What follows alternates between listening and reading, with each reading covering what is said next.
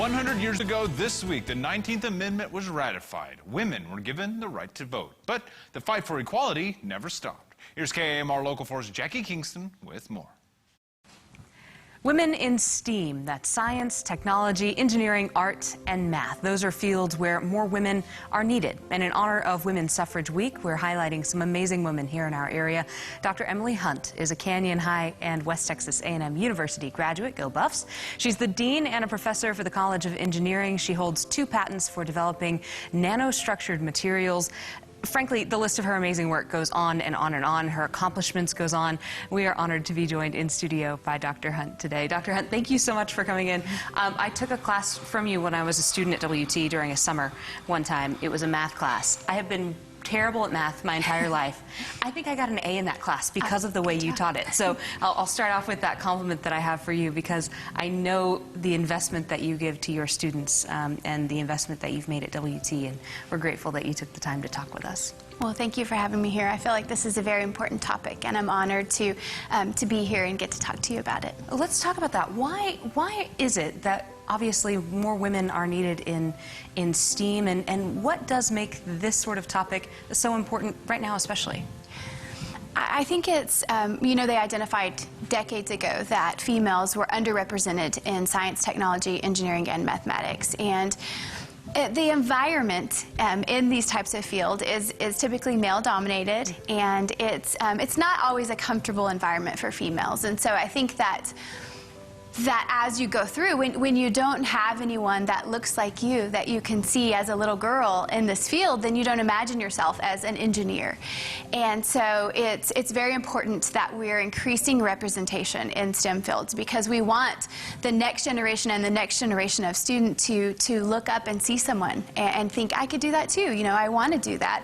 As we're developing technologies that have a huge impact on the future, we need to capitalize on diversity of thought, and to do that, we need more females in our field. Absolutely. What do you think is one of the most compelling reasons that a woman might get into one of those fields? I remember this for myself, like it's just being a little girl who had ideas, you know, who would see a problem and think of some unusual way maybe to solve that problem. And it doesn't fit in at the time, and it doesn't look like everyone else's solution. And I think that you are in some way like created with this desire, this need to innovate, this need to solve a problem. And so that inherent, intrinsic creativity is there from the time that you're very small. And then I think that females choose to go into this field because you can make a difference. You can create systems or new designs that can immediately impact people. Tell me about a time maybe in your career where you have been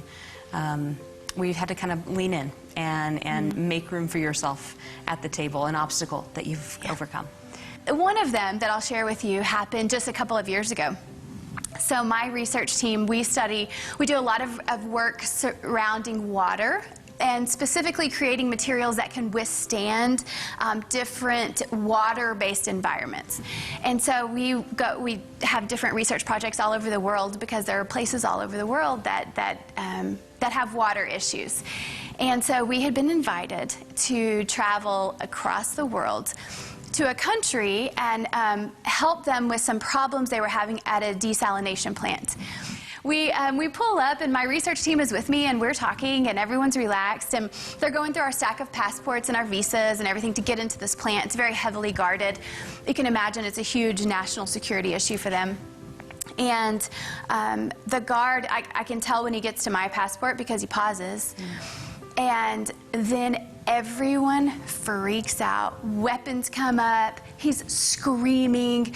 My driver is like, cover your face, cover your face, cover your head. You know, we're all like kind of, oh, okay, okay. And he says that he's translating for us, the driver, and he says that they're calling someone, and they're saying there's a female trying to enter this facility. And so we've driven hours to get here to this coastal location, so we pulled back out, and they call us a couple more hours of these phone calls and translations and all of these things. They call us, and they allow us in. and they tell me, like, we want you to know, like, females are not allowed here. So there has not been a female here yet. And so we're allowed onto this this site. And they had to figure out all day long what to do with me. Where do I go to the restroom? There's no women's restroom. What kind of PPE do I wear? So I have on these big men's boots, and I have this hard hat over my face covering and everything. And I have, it was just all day long I was met with resistance. And I gave this presentation that afternoon to a room full of 30 engineers who would not look at me, who would not talk to me. And so it was just this out-of-body experience because I'm giving this presentation and no one will look at me. They had tons of questions afterwards, but only for my male colleagues because, and I understand there's cultural. I actually didn't feel like they were, there was no disrespect. It was just one of those things where this is a weird place for a woman to be. Your story makes me think of like a small step for women and a giant step for womankind forward, walking into that facility. Yeah. That's incredible. What do you tell younger students, young women who are going to have to be maybe a little bit tougher and have a thicker skin than their male colleagues walking into those kinds of rooms? It always makes me emotional. It always makes me emotional talking to females who are pursuing this path because it's so important and it's so worth it.